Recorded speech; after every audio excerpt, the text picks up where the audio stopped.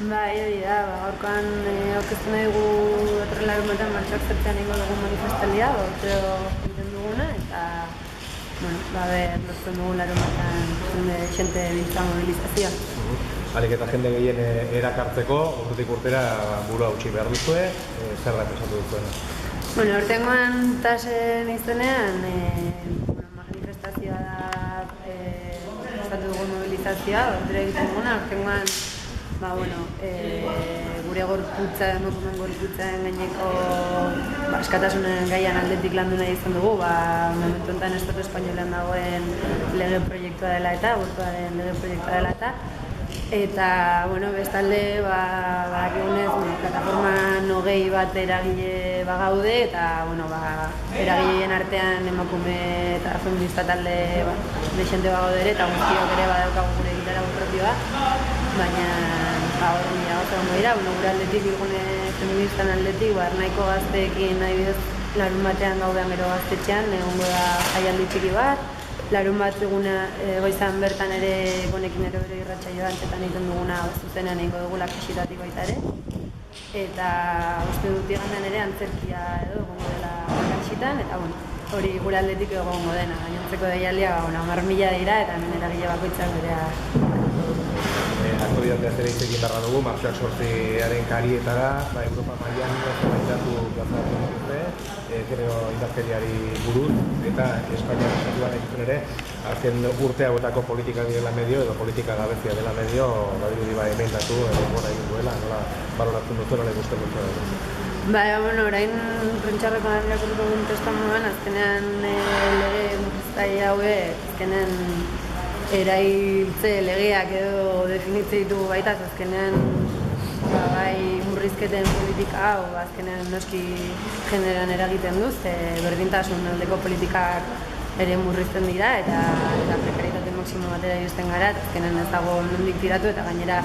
ekin batera ikusten dugu alderdi eskuindar edo kontserbadoreak indarra eta poterea lortzen dihoala eta guztionen aurrean erantzun beharra dago argi eta garbi eta esan bezala abortoarena beste adibide bat gehiago da, oso simbolikoa esango genuke, baina hortaz aparte beste milan bizkaia bizitzen ari gara momentu hauetan eta inoiz baina garrantzia handiagoa dauka kalean egotea. Tokian tokikoari dagokionez, Irunen, azken egun hauetan asko hitz egin da, kale izendegiaren aldaketari buruz, zenbait emakume elkartek, udalak ere, Euskal Herriaren baloratzen dituzte. Ez dakite azkenean erabaki diren izen horiek zerrenda zeuden ala ez, baina gogoratuko dugu, Irune feministatik abiatu zen dutela ere eskaera edo proposamen hau. Hori da, guk prentsa txiki bat behar genuen, den astean, esan ez, gure aldetik noski pozten garela, beti aurrera pauso txikiak onuragarriak dira, baina gure kritika txikiarekin, azkenean udalak beti bezala bere proiektu propiotzat aurkezte ditu gauzak, eta oso esan bezala hau duela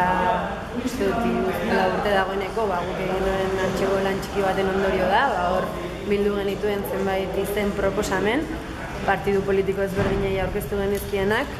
momentu hartan kajoi batean gelditu zirenak, gero poliki-poliki ikusi dugu Dolores Aliz jarri zen, Arretxeko etxe bizitza berrietan ere jarri ziren guk proposatutako zenbait zale, eta oraingoan ere ezarri dira, eta noski positibo dela emaitza, baina pixkat kritika edo ateratzen da berdintasun komisiotik ateratako proposamen gisa, eta hori ez da horrela, eta gustatuko litzai guk horrela izango balitzuen eta baina hori ez da horrela momentu dagoetan eta baina ala ere alderdi positiboa noski baduela, beti onuragarria da, baina asko dago egiteko oraindik Irungo kale izendegien proportzioa emakume izan eta gizon izanen artean ikaragarria da eta balio dezala aurrera pausoak ematen jarraitzen da. Momentuz, martxoak 8 hitzorduarekin, deialdiarekin geratuko gara, benetan animatu dituzu, irundarrak, bidesotarrak. Irun eta Hondarribi, plataforma hori Irun eta Hondarribiko elkarteak osatzen dugu, kasu honetan Irunen mobilizazioa egingo dugu, larun batean, arratsaldeko 7 Zabaltza plazatik abiatuta, eta hori, esan bezala oso garrantzitsua dela momentu hauetan kalera ateratzea, gainera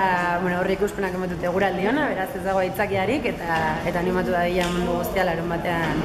bere hien banderola eta nahi duten guztiarekin